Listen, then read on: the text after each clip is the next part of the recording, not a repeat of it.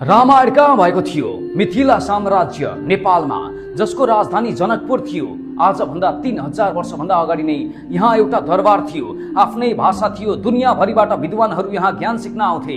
तर आज यो ठाउँ नेपालले बिर्सियो, नेपालीले बिर्सियौं। राजा जनकले माता सीताको विवाहका बेला सुरु गर्नु भएको चित्रकला आज पनि युरोप र अन्य देशमा हजारौं डलरमा बिक्छन्। जनकपुर, जहाँ सीताको स्वयंवर भएको थियो, तर त्यही भूमिमा आज छोरीहरूको पढाइ छुटाएर विवाह गराउने परम्परा टुट्न सकेको छैन। अयोध्या भारतमा थियो, लङ्का श्रीलङ्कामा थियो भन्छन्, यसको व्यापक प्रचार गर्छन्। तर माता सीताको घर, जनकको राज्य, त्यो नेपालमा थियो। कतिलाई थाहा छ? आजको मधेस प्रदेशको एउटा शहर त्यही राजा जनकको राजधानी थियो, जसकी छोरी सीताले रामसँग विवाह गर्नुभयो। यो केवल धार्मिक विश्वास मात्र होइन, पुरातत्वविदहरूले जनकपुर वरपरको भूमिमा उत्खनन गर्दा ईसापूर्व 700 देखि 800 सालसम्म पुरानो बस्तीका अवशेषहरू फेला पारेका छन्।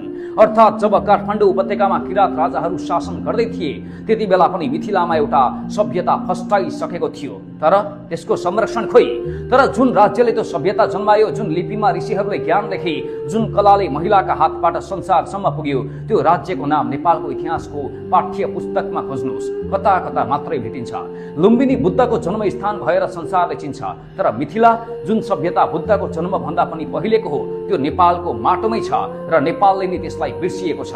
तपाईले कहिले सोच्नु भएको छ रामायण कहाँ भएको थियो? मिथिला साम्राज्य, जसको राजधानी जनकपुर थियो, प्राचीन भारतीय उपमहाद्वीपका 16 महाजनपदहरूमध्ये एक विदेह राज्यको केन्द्र थियो। त्यो नाम नै अचम्मको छ, विदेह अर्थात् शरीर भन्दा पर, आत्माको राज्य।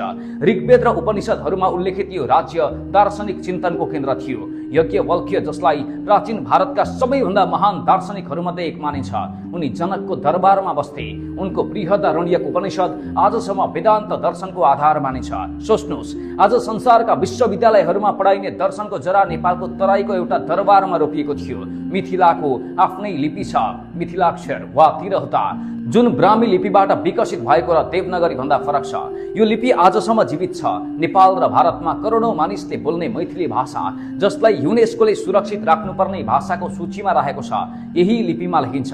अर्थात् जब संसारका धेरै प्राचीन लिपिहरू सङ्ग्रहालयभित्र थन्किएका छन्, मिथिलाक्षर आज पनि मान्छेको हातले लेखिन्छ।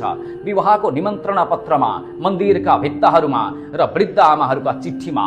मिथिलाको अर्को जीवित चमत्कार छ मिथिला चित्रकला। यो कला 1000 वर्षभन्दा पुरानो हो। पहिले घरका भित्ता र आँगनमा बनाइन्थ्यो, विवाहको अवसरमा, पर्वमा, सन्तानको जन्ममा। यो मात्र होइन, रामायणमा एउटा कथा छ, जब जनकले आफ्नो खेतमा हलो जोत्दा जमिनबाट एउटी बालिका निस्किन्। उनको नाम राखियो सीता, अर्थात् हलोको रेखा भन्ने अर्थ हुन्छ। यही सीता